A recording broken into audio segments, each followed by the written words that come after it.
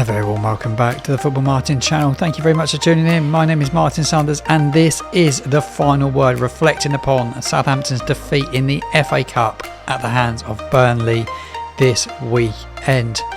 The ultimate fan channel for all things Southampton Football Club, and this is more than just a channel now.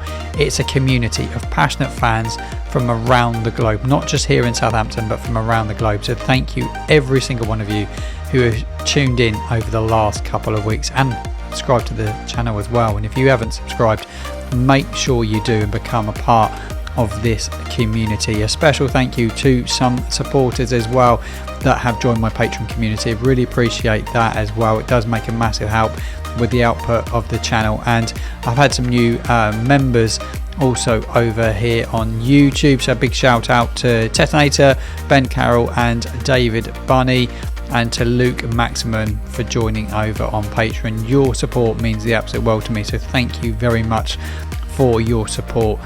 Exclusive content coming your way once again this week if you're a YouTube member. I'm going to do loads of exclusive content as well, including some quizzes as I go along as well. So hope you're enjoying the channel and enjoying the content. Let's break down yesterday's game. So coming up on the show, we've got yesterday's game against Burnley. We're going to look at the standout performances, if there were any, areas for improvement, and we're also going to talk the big talking point, which was post-match in that interview with Adam Blackmore, which was around Flynn Downs. We are going to cover all of that in today's show. It was a dire game. I said in my post-match reaction video, it was the worst game I've seen all season. And a lot of people saying to me, what are you on about, Martin? We got beaten by Chelsea. We've been far worse this season. I'm talking about the game. I'm not talking about the performance. There's a difference between a terrible game and a terrible performance. In terms of the overall game, it was the worst game I'd seen live in the flesh this season by a country mile. It was really, really poor. Not just from Saints, but from Burnley as well. I thought both sides were poor, like really, really poor. Look, there's been 5-0 defeats. There was the last time round against Newcastle, yeah, we got defeated, but we had the chance to see Alexander Isak play like he did. We saw Tonali play like he did. We got beaten by Chelsea, but you're watching some of the world's greatest players like tear it up. And it's good to watch top players sometimes. And sometimes you just have to sit back and say, we're getting smashed, but I want to enjoy watching some of the talent on show here. Now, watch Cole Palmer this season. It was an absolute delight to watch in the flesh, and like a wonderful player. But yesterday was dire. And you look at the Burnley setup, they set up pretty much with a 5 at the back. They come to absorb pressure and to try and stay in the game. Not that Southampton have got loads of weapons at our disposal. I thought it was quite strange. They were very negative in their approach, I thought, in the first half. But they defended quite well. The goalkeeper didn't really, Halaki, did he really have anything to do in the game? I didn't think he had a lot to do. I really don't. We'll go through the stats. I'll break down the stats, which are going to pop up on your screen now. You can see them on your screen. So you can see all the match stats. I will break those down very, very quickly in a minute. Harvey Barnes up front, or is it Ashley Barnes? It's Ashley Barnes. I said Harvey Barnes. Yeah, it was Ashley Barnes, isn't it? That played up front. He looks a little bit past his best now, probably, to be honest. But their best player was Sarmiento, that played off the left-hand side. He was Burnley's best player. Manuel Benson, he made a start, first one in a year for them. I must have been out with an injury. I thought he did okay. He drifted in and out of the game. Shelvey in midfield's just a bit of an animal on his day. Again, it doesn't look like the player that he did when he was at Newcastle. That's for sure. But Southampton set up, I thought it was a strong 11. They've rotated and made 8 changes, Burnley. Southampton made 4 changes. Made 4 changes to that starting 11. James Bree, Bednarek and Manning at the back. Manning, I thought, was going to play as the left centre-back, but he didn't. He played higher up, and Wellington played on the sort of like left centre-back role. That midfield was decent. Walker-Peters playing right wing-back. Manning at left wing-back. Ugochukwu-Aribo. Fernandez played really, really high. And you had Dibbling and Silamana is your threats out wide. To be fair, we didn't get Dibbling the ball anywhere near enough. I thought he had a really tough game. I thought it was quiet. Has showed glimpses of class, but it didn't look like the Tyler that we'd seen. He's been out injured though, so I'm not going to slate him. But he did. But we didn't get the ball enough. So if you don't get the ball, it's freaking difficult to do anything with it. Silamana got a lot of the ball, had some good chances, a couple of snapshots, weren't great at all. But yeah, flashes of brilliance. He just can't finish, can he? And sometimes he just does a little bit too much, I think.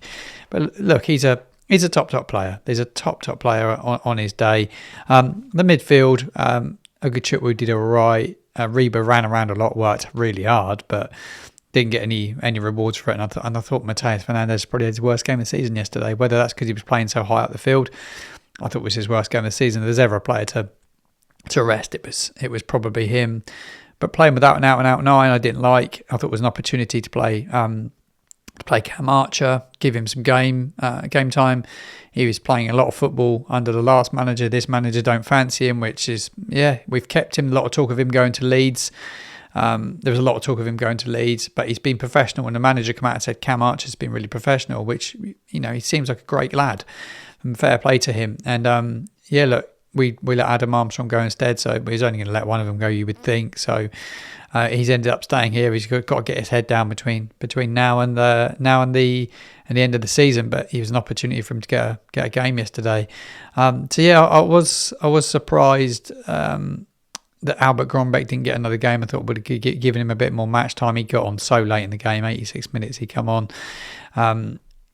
Archer come on 86 as well. Smallbone 82. All the subs were late, and Onuachu just come on a bit too late. 67 minutes he come on in the game, and I thought Onuachu struggled really. He's not, for me, he's not the answer. I'm sorry, he won't be the answer long term. Like, he's given us something at the moment, but is he really the answer? 77th minute, they scored this goal, which I captured from up in the chapel. I was in the chapel yesterday. I was high up, and this was the goal that I captured. And the defending, dear me, it was bad. And the one thing I thought Juric was going to do was make us a little bit defensively sound, and we definitely weren't for this goal. Give me your thoughts and reaction to this goal that we conceded. It was absolutely dreadful, absolutely dreadful. And then we never had a shot on goal again after that. We never had another shot on goal, which is really, really disappointing not to have another shot after that, really. I thought that was the thing that surprised me the most, actually, is that we never really threatened our goalkeeper again in the game. And that was it. We're out of the FA Cup. There's the statistics that I'm just grabbing myself. It's on your screen. You can see all the statistics for the game. And to be fair, when you look at the stats, actually, Burnley edged it. Their XG was better than ours, 1.35 compared to 0.88. Ball possession, Saints had more, Burnley 42. The goal attempts, Southampton had more, but they had more shots on goal, so more on goal. They had 5 compared to our 3. And then you look at fouls, they were a little bit niggly, weren't they? Let's be honest, when you look at the fouls there. We committed 17, they committed 15. We had 2 yellow cards compared to their 1. I thought they could have had another yellow card or 2, to be fair. Left some nasty tackles in, to be fair, I thought. Not the nicest side, but you can see why Burnley fans were saying they're quite boring to watch this season, because they're not a great side to watch by any stretch of the imagination, and I think they'll have to improve a lot if they're going to get promoted back to the Premier League. But obviously, they had a lot of players missing. They rotated. They got to play Hull at home in midweek, so it's always a tricky one. So I'm not sure why we did play without an out-and-out 9. Give me your thoughts on that one. I don't think we had a shot on target after the 47th minute. I read yesterday someone put. My standout player was Wellington. I didn't give you that. He was the best player for me. I thought Bree did all right, but then he didn't do great for the goal, did he? As you saw a minute ago, he was massively ball watching. But Wellington, I thought, was a solid performance. Massively empty ground. Should touch upon that actually before we move on. The whole of that Kingsland shut. A lot of empty seats in the northern wall and all around the stadium. Really, it was disappointing. I always see it as an opportunity, FA Cup, to give fans an opportunity that haven't watched the football club before, an opportunity to go and watch it. I was a young boy, 6 years old, when my dad took me to the Milton Road on the terraces. We didn't have a lot of money as a family when we were kids, so we had very, very rare opportunities to get to football in my early life. And my parents would save up hard to give us that opportunity to go. My mum would go out and work in the evenings. on top of her day job to give us extra money. And my dad did manage to take me to a game. I watched us get beaten, actually, though. You would say, oh yeah, you take your kid, you get beaten against Burnley, but I watched us get beaten against Everton. I stood in the rain in the Milton Road and love Saints forever. But that one game was enough, and I just see it as that opportunity. Maybe got to give certain amount to the FA, and there's no incentive for the club to open these stands and to try and fill it up and do family packages and think outside the box. Use the Saints Foundation, do something with those people that are in need, and get them in the ground. Give people an opportunity to go and watch football that wouldn't have an opportunity to watch live football in our city. And I find that quite strange. But why? Because I paid 22 quid yesterday. Look, it's not loads of money, but for some people, that's a lot of money. That's a quarter of a week's shopping. And there's a lot of people struggling out there in the world right now. We're not everybody. It's not an easy world to live in. Now you see water bills going through the roof, gas, electric, council taxes going up everywhere. It's a really tough time. I went food shopping the other day. Dear me, the prices of food an absolute disgrace, because you can go to one shop and you see something for $1.50 and you go somewhere else and you see it for 95p. People are getting ripped off left, right and centre. And I'm not saying anyone's ripping anyone off football, and I've gone off on a little bit of a tangent about the world as it is and the cost of things. But just, you have to look at the bigger picture sometimes and make someone a Saints fans for life. They come in, they buy a scarf, they might buy a shirt, there's a big sale on in the mega store, get them to the stadium and it'll make them want to go again. And it gives you that incentive that I loved it so much last time, I want to go again. Come on, think outside the box. That's the biggest thing for me, biggest takeaway. Package it up, get the kids in, get the families in the door. Right, let's talk about the big talking point from yesterday. And that was the post-match reaction presser that even Juric did with Adam Blackmore of BBC Radio Solent. A massive amount of respect for Adam Blackmore. You will know him. If you don't know him, you will hear him do all the interviews, does all the commentary for Solent. He's a very, very, very knowledgeable man. And he interviewed the manager afterwards, and he asked him about the absence of Flynn Downs again yesterday in the matchday squad. Flynn Downs didn't make the matchday squad yesterday, and he went on to say things happen in the window. We have a lot of professional players. Sometimes players make mistakes. It's an ugly situation because of his attitude was not good. It's a little bit of a club problem now, and we will see. He also went into the press room where Alfie House and George were. You see those guys on X and they tweet a lot. And they've obviously spoken to him about the same thing. Obviously, people talk, so they've obviously asked him the same question.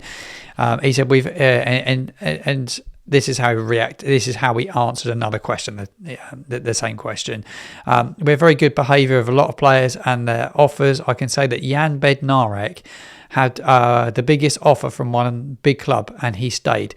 It's believed that was Roma, and I was hearing a big fee he was offered. Life-changing money, from what Juric said as well.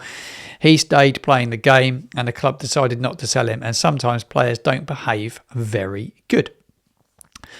We now have to think about how we resolve the problem, but I have to say I was a little bit disappointed. He said, this is not unusual. They do things correctly like you have to do. That's what's important, to put the t-shirt on, go onto the training ground and train hard. His English is broken at times and it's hard to understand everything he's saying. He said, when you do that, you can then disagree with the coach or with the club or with anybody. Right. I'm going to give some of my thoughts on this one, and I'm going to play devil's advocate as well. Look, a lot of fans are really calling out Flynn Downs now. He is taking a huge amount of stick on social media. People are calling out his commitment to the football club, calling him out for not being professional, because that's what the manager's come out and said. But we all don't know that there's two sides to every single story in football. And no matter what anyone says, there will be two sides to this. We don't know what happened when even Juric come into the football club, and how the relationship that they've quickly built. Was Flynn Downs a big part of Evan's plans? He didn't play that well in the opportunities that he's had. There's no doubt about that. He did struggle a little bit, and he was well off the pace for a couple of games. But I think a lot of it, I'm not defending him, because he had some games, but he just didn't play well enough under Martin. He was caught up the field, wasn't disciplined enough. He didn't look fit enough this season, and he's just looked a little bit off the pace. And there could be loads of reasons for that. He's a professional footballer, but there are stuff goes on in life. I think his partner maybe had a baby as well. Maybe they're moving house. You don't know what's going on. So he wasn't quite at the races. The new manager's come in. Maybe he's not. They've maybe not hit it off for whatever reason, but we don't know what's been said to him. So what happens? I don't know this, but what happens if even Juric just turned around and said, "Well, you're not a part of my plans," which he might have done. So maybe I don't want you. You're not for me. And Downs has then looked to try and get a move away. He's not got a move away. And he's still here at the football club. There could have been bids rejected. We don't know, because we don't know two sides of the story. And then he's like disappointed because but you have to be professional. There's no doubt about it. As a professional footballer, you have to be professional, but there will be two sides to it. And it'd be interesting to see if Downs comes out and says anything to defend himself. I don't think this one's over, and I think it will rumble on, but he's a professional footballer, paid a lot of money. And at the end of the day, you've got to get your head down. If things don't work out, you just got to try hard and be professional about it. You paid a large sum of money, but the fans will pile. Well, they're piling on him already because of what was said yesterday. Because basically the managers say he's not training hard and he's not being professional. Personally, talking about Downs, I said it in a tweet today, and someone called me a clown, which is really easy to call someone a clown, by the way. And my tweet was, I wasn't sure that he really, really wanted to come here. I'm not a clown for saying that. That is just my opinion. I'm not 100% sure he wanted to come here. I think the manager was a big part, and money would have been a huge part. If you're offered a large amount of money to come to a football club, you'll have offers from others, because he would have had offers from Ipswich, because there's no stranger. And there's talk about overseas clubs, but he chose Southampton. He's got a young family. His partner had a baby. It's close to London, close to home. It probably was the best option for him personally at that moment in time. A lot of people talk about that moment at the promotion party when he couldn't resist shouting out Irons. Someone said it in the fans, but I was near the front there and I didn't hear anyone shout Irons. But when the Saints fans were singing, they wanted him to sign for the football club, he shouted Irons. Went down in my opinion a little bit when he said that, because I don't think he needed to say it. It was our promotion party, Southampton Football Club's promotion party. And he was a West Ham player and it's a club he loved, but I always got the impression, and everybody said, that he wanted to go back and impress their manager at the time, Julian Lopetegui, and he wanted to be a part of West Ham's season this season. Lopetegui didn't want him, so he's then got to move on. He's, like I said, this season, Russell signed him. He was a big part for Russell. But he's been brushed off the ball easy this season. I think caught out of possession quite a lot. The mistake at Arsenal stands out. But his most unprofessional performance come in the game against Forest, where he could have got sent off. He was so bad that day. And I was really, really surprised what I saw from him. I was there in the crowd, and I was really surprised. And after that game, the manager come out and he damned him a bit, really, and said, he said he's a good player, but he must understand the Premier League is another level. And that must have really, really dug deep with him, really, as a player. And look, it would have done. Your manager's come out and called you out in the press for the fans and the media. And look, sometimes things are better kept in house, aren't they? Do you think? Or do you think it's better for the manager to be honest and put it out there? The problem is when you come out and you critique a player as the manager of the football club and you put it in the public domain like that, he's going to get a pile on, which he will, and he'd now get booed. And his season's a write-off now. I think that ruins Flynn Downs' season. I really do. Look,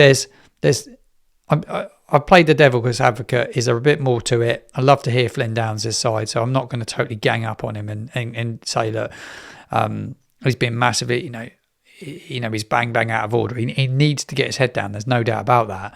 But this manager does seem a fiery character. He really, really does. And look, there will be another side to it. There will be another side to it, and this will go on in football all the time. But how it's ended up out in the public domain, I'm surprised it's ended up out there. I really, really have, especially with everything that's gone on this season. With the toxicity, it's a bit toxic at times. It was around Martin at the end, and now you've got this. You've got the position we're in. I just don't think we needed it personally. I would have preferred it was kept in house. But obviously he's been out in the match day squad, so questions are being asked. But just say, maybe say he's trying to get fit or whatever. I don't know. Get involved in the comments box below. It's going to split opinion. Everybody is going to have a different opinion to my opinion on this one. That's what I think on it. That's what I feel upon it. Disagree if you want to disagree. Some of you may get what I'm saying. But yeah, it will be interesting to see what unravels with Flynn Downs in the coming weeks. That's for sure. And whether he can fight his way back into the matchday squad. But it's all over social media today. That is the big talking point after this weekend's game. An interesting character, this manager, Ivan Juric. And a lot of fans were saying yesterday, they were questioning him and his the impact he's had at the football club so far. I think it's a really difficult situation. He's walked into a mess, a real mess. It remains to be seen what he can do in the remaining weeks of the season. It's a big game against Bournemouth at the weekend in terms of I say it's a big game. We're going down, but it's pride on the line. We will not be wanting to be getting turned over by Bournemouth on our home patch after what happened down at the Vitality early on in this season, because that was a dire first half. So hopefully we will see a decent performance at the weekend. We'll preview that here on the channel. On Thursday, I'm going to preview the Bournemouth game ahead of the weekend. I'm looking forward to the game. Looking forward to seeing their players and what they're doing. They're playing some great stuff at the moment. So it'd be good to get an insight into their season so far as well from one of their fans. I will bring a podcaster on the show if I can line all that up. Right, this was the final word, and obviously the talk on Flynn Downs as well. Please do get involved in the comments box below. We'd love your thoughts on everything from this weekend. I'll be back with another show later on in the week. Make sure you do smash a like on the video, subscribe to the channel, and enjoy the rest of your week.